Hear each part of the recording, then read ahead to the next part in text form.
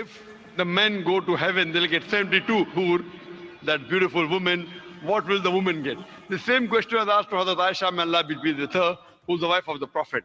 So the wife of the Prophet replied that the woman will get that which your heart hasn't desired, what your eyes hasn't seen, what your ear hasn't heard about. So inshallah, if you go to heaven, you will get something good, which inshallah you'll be satisfied. But the question is, first you have to enter heaven. If you don't enter heaven, you won't get that something which is good. That was amazing.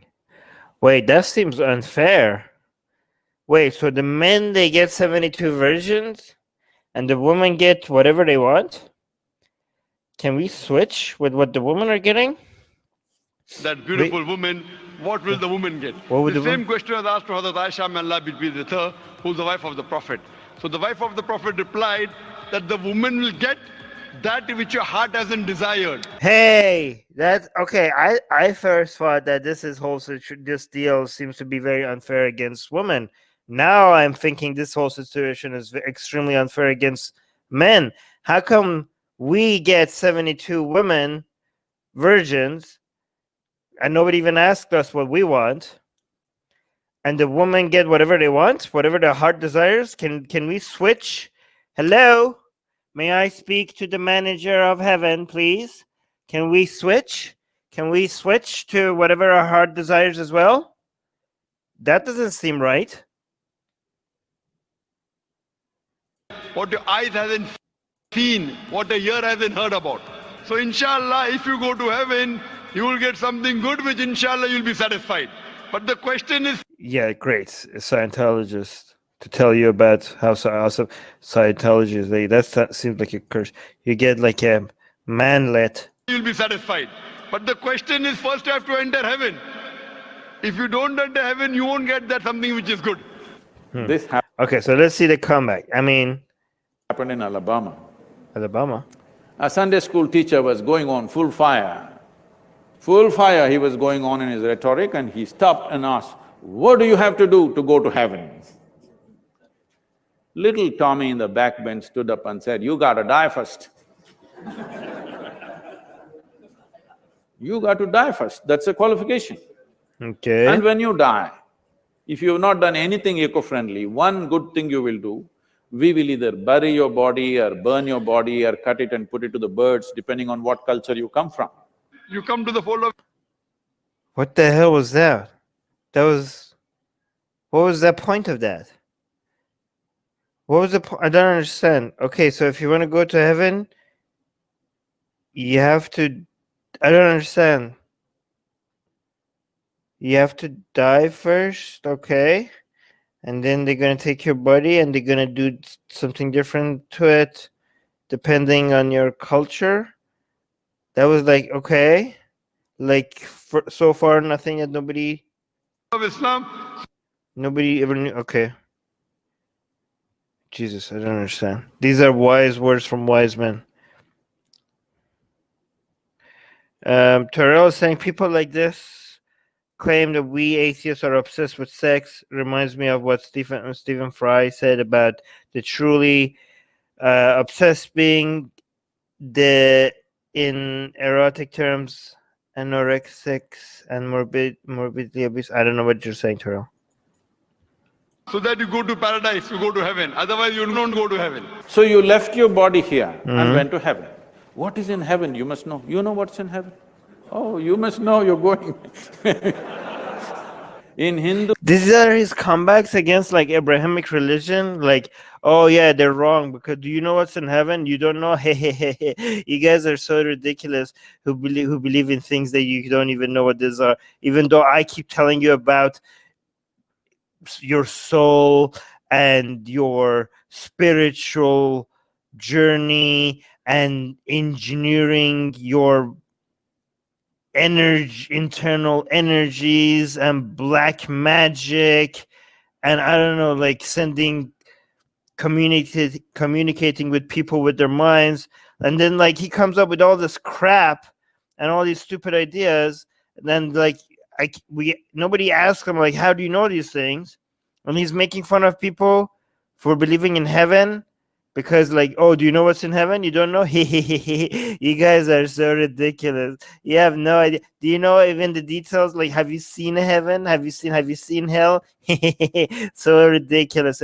I mean, has it's so interesting that the standard of like the standards that he wants to apply to people who believe in Abrahamic religions, no, has anybody in his audience ever tried to apply that to the stuff to the crap that he says?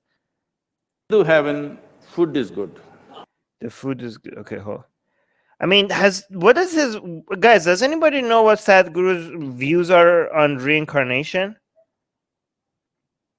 Oh, thank you, Akash. Akash saying talk more about India. We love your commentary. Oh, that's so. Oh, that warms my heart. Thank you. I will. In Hindu heaven, food is good. Wait, in Hindu heaven, food is good. I agree with that. Hold on. What is it? In Hindu heaven, food is good. If you're a foodie, that's where you go. In another place, there are white-gowned ladies floating around in the clouds. If you like that kind of ambience, you go there. In another place, you'll encounter virgin problems. If that's what you're looking for, that's where you go. But one thing is, you left your body here and went to heaven. You don't have a body. What do you do with good food and virgins? This from a guy that believes in dualism.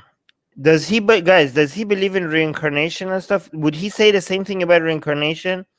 How would you, okay, hello, Sadhguru, hello, okay? So if you believe that if somebody dies, their soul could go from one body to another, that means the soul, based on Hindu ideology, is independent from the body. So if that is within the realm of possibility, then whatever these Abrahamic religious people are saying about dying and going to heaven, technically they don't need their physical body if you already ascribe to a belief system that suggests that you are independent from your body. I mean, doesn't the idea of reincarnation suggest independence of your identity and who you are from your body? Doesn't that already introduce a separation that you could go and live on beyond your body after you die? And if you already agree with that, then why are you making fun of people who think without their body they could still go to heaven or hell or whatever? Like, oh, how are you going to enjoy the virgins without your body? The same way you reincarnate from one body to another after you die in Hinduism. I guess it's the same brand of magic. No? Yes, okay, yeah, reincarnation does take place on Earth, but still, that means you are independent from your body, whether it's on Earth or somewhere else. That means that whatever you are could be separated from your body, and if we take your body away from you, whatever that soul thingy is could move on beyond you. So if you believe in reincarnation, this whole idea of like, how could you go to heaven if you don't have your body? These Abrahamic religions, am I right? Am I right? They're so ridiculous. Oh, how are you going to enjoy the virgins and the milk and honey if your body is left on earth? They're so ridiculous. But okay, are you going to say the same thing about reincarnation? Oh, okay. Somebody is confirming Sadhguru does believe in reincarnation. Google Sadhguru and reincarnation. Okay, so if you can go from one body to another after you die, what is so ridiculous about going from from your body to heaven after you die? What's so ridiculous about that? I mean, it's all ridiculous. Terrell saying, "LOL, dualism reminds me of the Spider-Man comics with symbiotes."